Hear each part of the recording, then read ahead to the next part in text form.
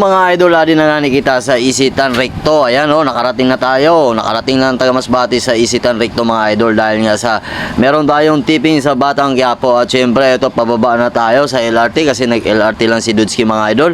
At tingnan nyo na naman, talagang pawis na pawis tayo. At syempre pagbaba natin mga idol, nakita ko tong siumay na to.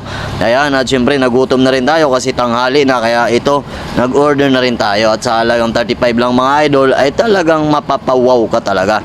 Ang lalaki pa ng siumay niyan mga idol, no? At syempre ang lalaki din ng kanin nila. Kaya ito, kumain muna si Dudski Motovlog. At syempre habang hinahanap natin si Idol Coco Martin ay talagang kumain muna ako para mamaya sa shoot ay talagang meron tayong lakas. At ito nga mga idol, gutom na gutom talaga si Dudski Motovlog kasi nga madaling araw pa tayo umalis doon sa QC mga idol. At syempre pagdating natin dito talagang naghab talaga si Dudski mga idol. Ayan kita nyo naman, talagang simot na simot. At syempre meron silang binibintang juice dito mga idol sa halagang 10 pesos. Talagang solve na solve ka. At syempre makikita mo lang to mga idol sa tapat lang ng LRT. At syempre andito na, naglalakad na tayo. Hanapin na natin si Idol Coco Martin kasi dito daw natin matatagpuan siya sa Isitan Recto mga idol. Kaya ito, hanapin natin at sana wag sana tayong iskamin mga idol, no?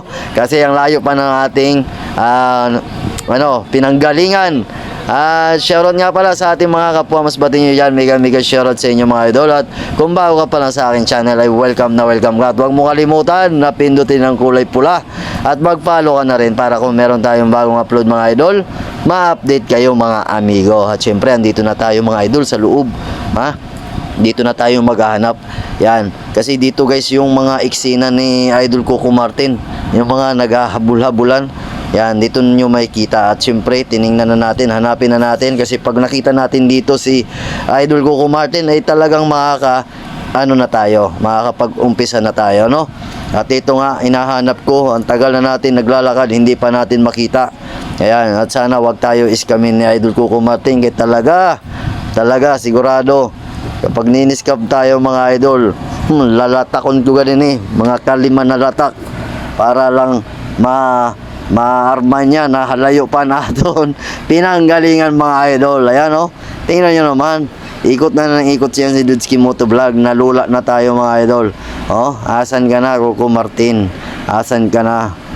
Huwag mo sana ako iskamin kasi ang layo pa ng pinanggalingan ko. Eto na nga, ito mga idol, hindi natin makita. At ito nga mga idol, nakarating na tayo ng Baclaran.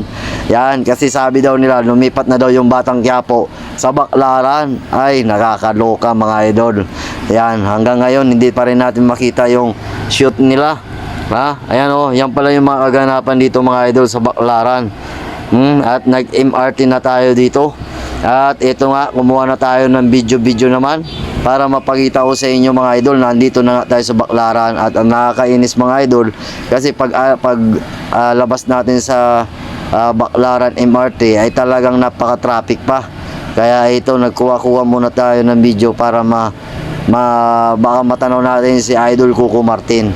At ito nga mga idol, yan, pumunta na tayo sa stop overpass. Ayan, para makita natin kasi dito mga idol madalas din tatakbuhan dito yung Batang Quiapo. Pero hanggang ngayon hindi pa rin natin makita. Ay nako, pinagpawisan na ako mga idol. Ayan, Coco Martin, asan na kayo?